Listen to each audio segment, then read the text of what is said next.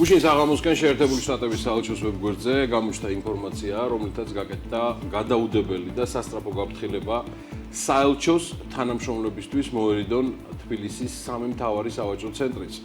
ანუ მოლებში და მიმდებარედ ყოფნას იქ შესაძლოა აფეთქების საფრთხის გამო. როგორც მოგახსენეთ, ადრესატები ამ გზავნილისა იყვნენ ამერიკის საელჩოს თანამშრომლები, რომელთაც საელჩოს უსაფრთხოების რეგიონალური სამსახურისგან აღნიშნული რეკომენდაცია, ანუ ამ ლოკაციებიდან და მის შემოგარენში განრიდება დაჟინებით ურჩიეს.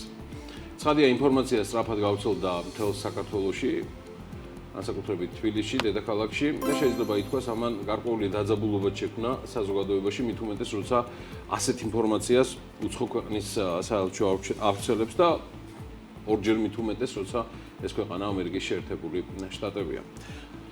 როგორც ამ ქვეყნის მოქალაქე, სამი შვილის მამა, რომელთაგან ერთ-ერთი სწორედ შეერთებულ შტატებში დაიბადა, ამერიკის მოქალაქეა, მე ვისურვებდი მომავალში მეტი კოორდინაცია ვნახო ასეთ საგანგაშო თემებზე საელჩოს და საქართველოს სპეცსამსახურებს შორის, რომლებიც ამ ქვეყანაში მათ შორის ამერიკის საელჩოს და ამერიკის მოქალაქეთა უსაფრთხოებაზეც აგებენ პასუხს.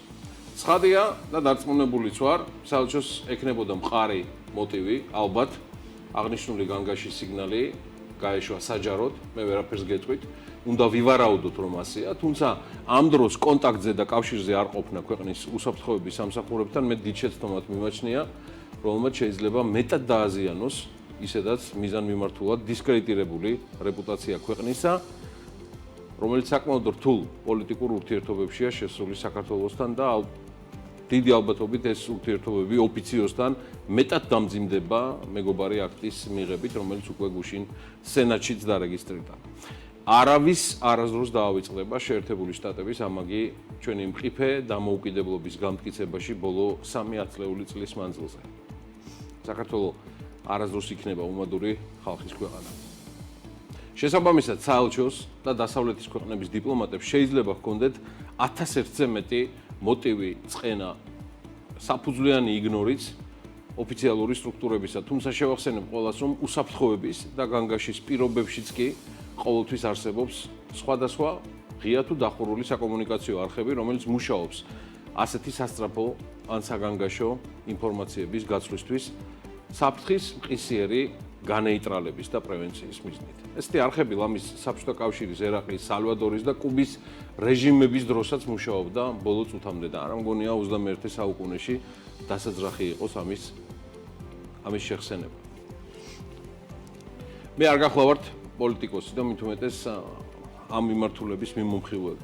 მე არც იმ ასაკში ვარ ან მისწრაფებებით ეკრანიდან თავს ვაწონებდე ვინმეს ნორჩი თინეიჯერებით ან კარიერაზე თუ თანამდებობაზე ორიენტირებული პერსონა.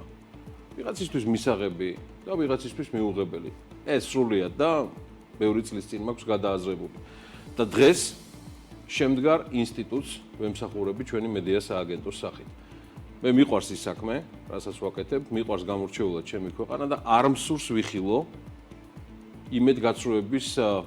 იმედგაცრუების აპოთეოზი სტრატეგიული პარტნიორისგან, რომელიც ყველაფერში სამაგალითო უნდა იყოს. რა რთული დროებაც არ უნდა იდგეს ჩვენს ქვეყნებს შორის ურთიერთობებში თუ საკუთრივ ქვეყნებში. არც ის მინდა, რომ ასეთი არაკოორდინირებული განცხადება ვინმე პროვოკაციად მონათლულოთ.